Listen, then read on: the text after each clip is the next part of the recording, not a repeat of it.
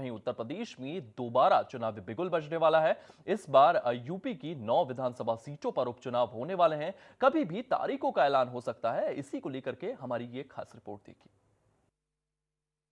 लोकसभा चुनाव के चौंकाने वाले नतीजों के बाद अब उत्तर प्रदेश में बारी है विधानसभा चुनाव की। जी हाँ, चौंकिए मत, 2027 के विधानसभा चुनाव की बात नहीं कर रहा मैं बात कर रहा हूं उन 9 लोक विधानसभा सीटों पर चुनाव होगा जहां पर अब उपचुनाव होगा। यानी उन विधानसभा सीटों पर जहां के विधायक सांसद बन गए हैं, जहां के विधायकों ने अपनी सीट छोड़ी इस वजह से क्योंकि अब वो विधायक से सांसद हो गए, उन्हें प्रमोशन हो गया है। चुनाव लड़ रहे थे इस सोच में कि सांसद बन जाएंगे, बन भी गए, लिहाजा अब उनकी सीटों पर उपचुनाव होगा, यानी वो अपनी सीट छोड़ेंगे, दोबारा चुनाव होगा।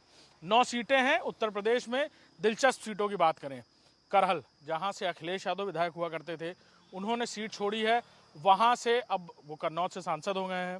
अवधेश प्रसाद अयोध्या से विधायक हुआ करते थे, उन्होंने अब सीट छोड़ी है, अब वो सांसद हो गए अयोध्या के।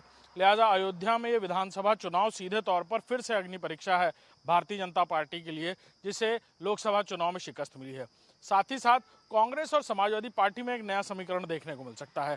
जी हां, लोकसभा चुनाव के बाद जहां इंडिया गठबंधन के घटक दलों में से कांग्रेस और समाजवादी पार्टी मिलकर काम कर रहे थे अन्य दलों के साथ, इस बार देखना होगा कि क्या इस उपचुनाव में भी ये गठबंधन जारी रहता है।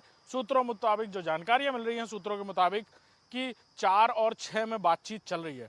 यानी कांग्रेस 4 सीटें मांग रही है समाजवादी पार्टी से, 6 सीटों पर फिर समाजवादी पार्टी लड़ेगी।